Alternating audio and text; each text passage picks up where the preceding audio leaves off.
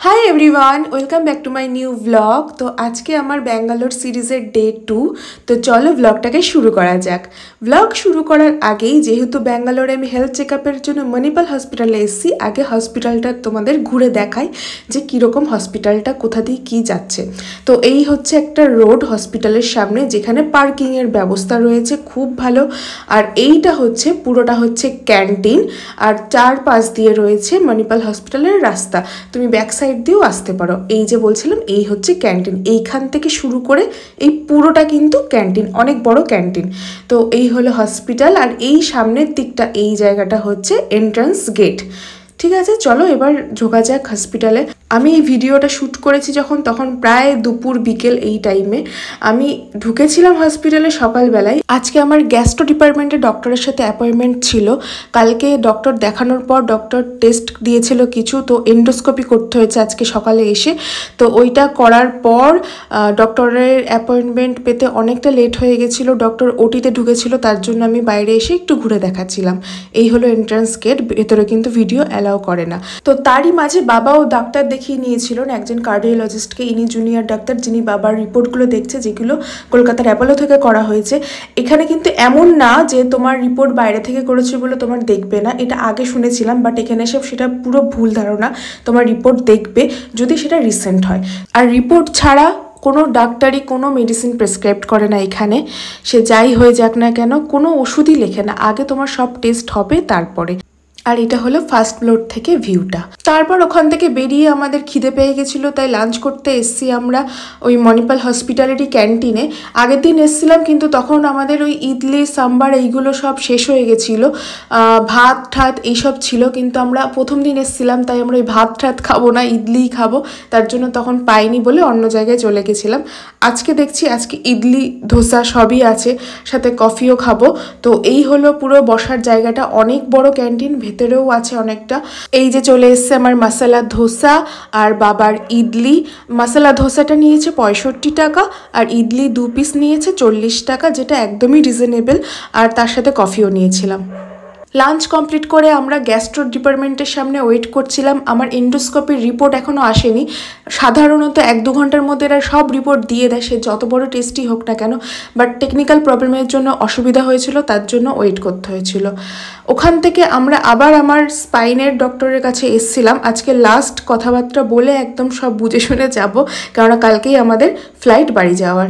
তো ওখান থেকে বেরিয়ে চলে এসেছি, আমাদের হসপিটালের সমস্ত কাজ শেষ। আর এই হলো হসপিটালের বাইরের রাস্তাটা। আমি একটা তোমাদের জিনিস দেখাচ্ছি। এই হলো একটা ওভারব্রিজ হসপিটালের ঠিক সামনে, যেটার মধ্যে তো সিঁড়ি আছে স্বাভাবিক, কিন্তু দেখো এখানে লিফটেরও ব্যবস্থা আছে। হয়তো পেশেন্টের জন্যই এই ব্যবস্থা করা, আমার যতদূর মনে হয়। এই দেখো লিফটের ব্যবস্থা কিন্তু আছে এখানে, একদম মণিপাল হসপিটালের গেটের ঠিক সামনেই এই ব্যবস্থা।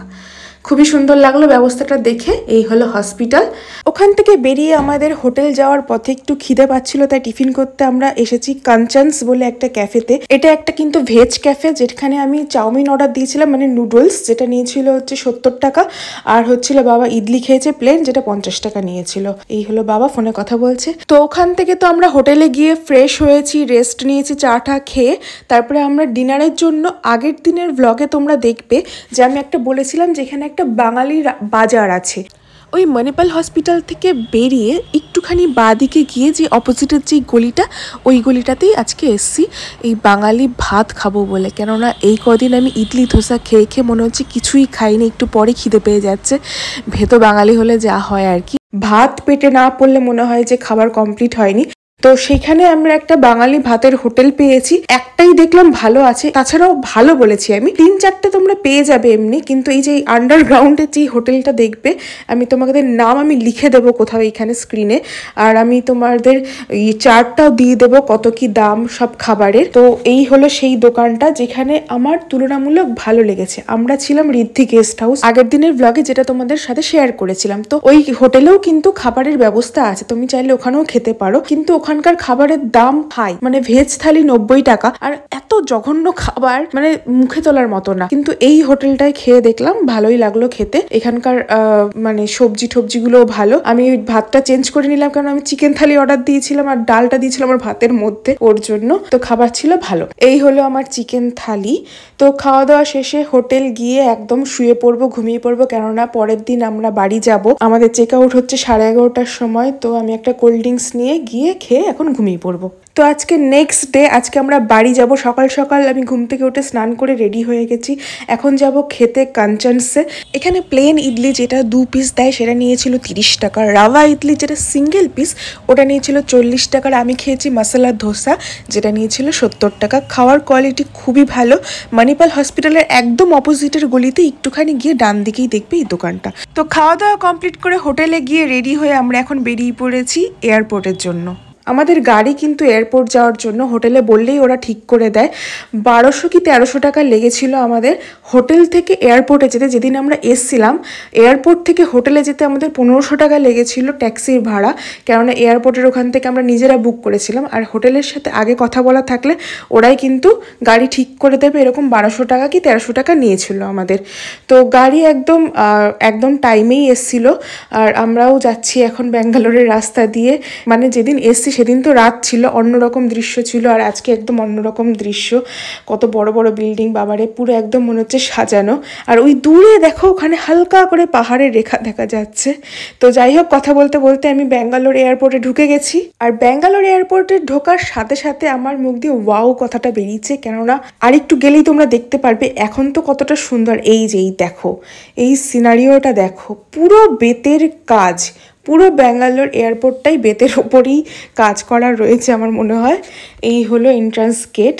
তো আমরা এখন ঢুকে গেছি। আমরা আজকেও ভিস্তারাতেই ট্রাভেল করব, কিন্তু ওসব পরের কথা। আগে তোমরা সিনারিও দেখো, মানে অসাধারণ, পুরো এতটাই সুন্দর, মানে পুরো মনে হচ্ছে কি বলবো, অন্য কোথাও চলে এসেছি, ইন্ডিয়া না, এটা বাইরের কোনো এয়ারপোর্টে চলে এসেছি। এতটাই সুন্দর। আর তার থেকেও বড় কথা, সব ধরনের বড় বড় ব্র্যান্ডের দোকানগুলো রয়েছে, যেটা আমরা অকাতের বাইরে।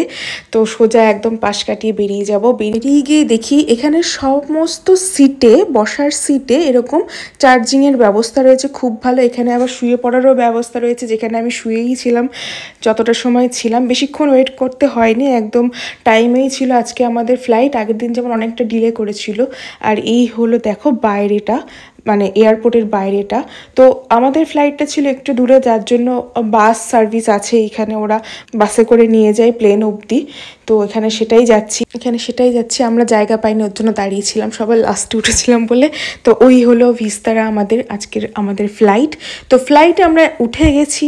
আর তার একটু পরেই দিয়ে দিয়েছিল আমাদের মিল, যেখানে ছিল ব্রাউনি, একটা গার্লিক ব্রেড টাইপের, আর একটা ছিল চিকেন কিমা, যেটা খুবই সুন্দর ছিল খেতে। আর তার একটু পরে কফি সার্ভ করেছিল। কথা বলতে বলতে আমরা কলকাতার উপরে চলে এসেছি। রাতের কলকাতা দেখো কতটাই সুন্দর না লাগে না। তো ফ্লাইট থেকে নেমে আমরা ট্যাক্সি করে চলে গেছিলাম দমদম স্টেশনে। তো স্টেশন থেকে আমি যাব বাড়ি ট্রেন ধরে। তো আজকের ব্লগটা কেমন লাগলো অবশ্যই কমেন্টে জানিও। কতটা ইনফরমেটিভ হলো তোমাদের সেটাও প্লিজ কমেন্টে জানিও। তো আজকের ব্লগটা ভালো লাগলে প্লিজ লাইক, শেয়ার আর সাবস্ক্রাইব করতে একদম ভুলবে না। দেখা হচ্ছে নেক্সট ব্লগে। বাই। রাতে ঘুম ঘুম ঘুম আসে না, চোখে ঘুম ঘুম ঘুম নামে না, কেন ঘুম ঘুম ঘুম আসে না জানি না।